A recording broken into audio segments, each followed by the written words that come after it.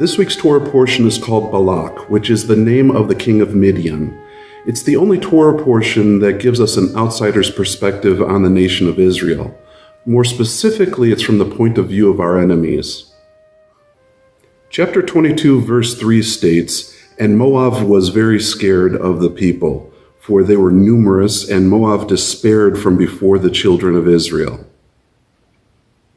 We saw in the Torah portion called Shalach how 10 of the scouts caused the Israelis to lose their faith in entering the promised land over these same people. Turns out they lost their faith over nothing. These people were terrified of the Israelis all along. Though decades separate this Torah portion from Shalach, our enemies were more afraid of us than we were of them the whole time.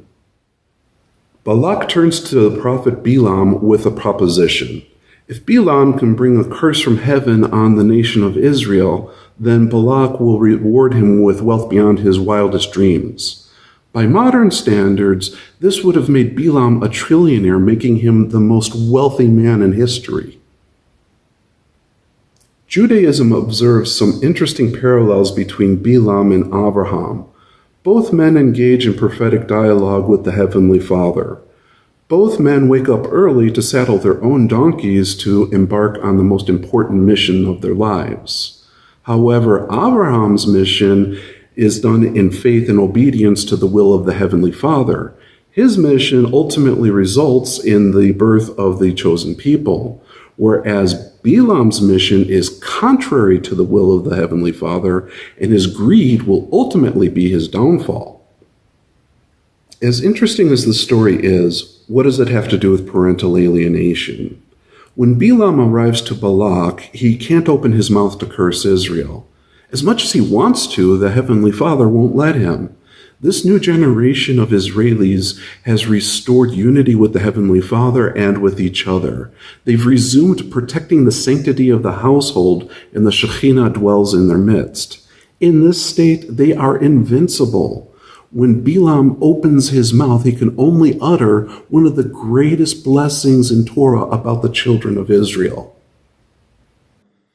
Ma tovu ohalecha Yaakov mishkenotecha Yisrael. All is quiet on the Western Front, quite literally. The only way to weaken God's people is to break up the household from within.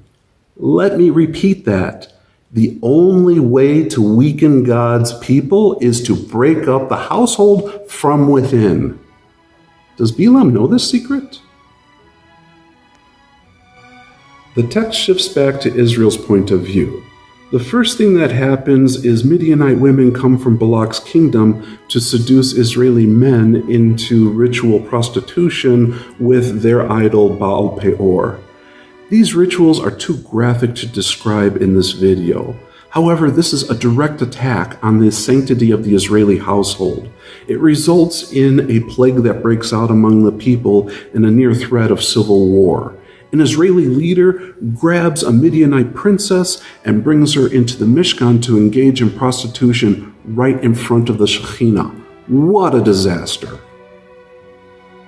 Pinchas, son of Eleazar and grandson of Aharon, took the law into his own hands and grabbed a spear and killed the couple while they were in the act. The Torah portion ends by saying that 24,000 people died in a plague that day. While Pinchas's actions stopped the deadliest plague and infighting among the children of Israel in all of Torah, he lacked the authority to kill anyone. Next week's Torah portion is called Pinchas, and it will open with his murder trial. What other consequences will there be from this disaster?